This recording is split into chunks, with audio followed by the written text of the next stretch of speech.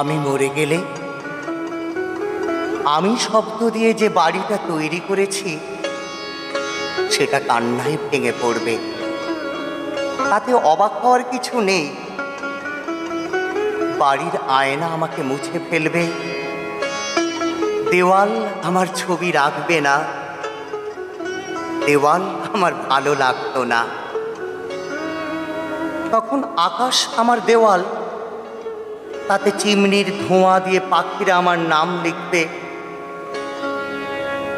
অথবা আকাশ তখন আমার লেখা টেবিল, ঠান্ডা পেপারওয়েট হবে চাঁদ।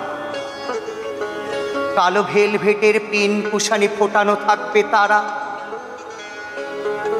আমাকে মনে করে তোমার দুঃখ করার কিছু নেই। এই কথাগুলো লেখার সময় আমার হাত কাঁপছে না,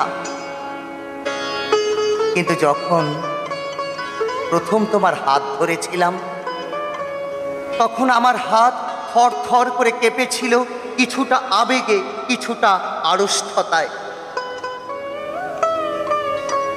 আমার সুন্দরী স্ত্রী, আমার প্রেয়সী, আমার স্মৃতি তোমাকে ঘিরে থাকবে। তোমার তাকে আঁকড়ে থাকার কিছু নেই। তুমি নিজের জীবন গড়ে নিও। আমার স্মৃতি তোমার কমরে।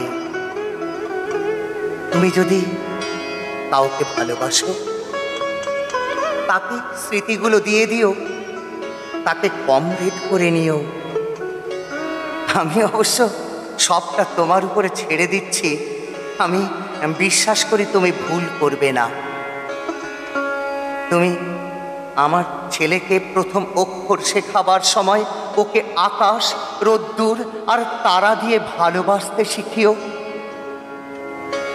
ও অনেক কঠিন কঠিন অঙ্ক করতে পারবে। বিপ্লবের অ্যালজেব্রা ও আমার চেয়ে অনেক ভালো করে বুঝবে। ওকে হাঁটতে শেখাবে মিছিলে, পাথুরে জমিতে আর ঘাসে।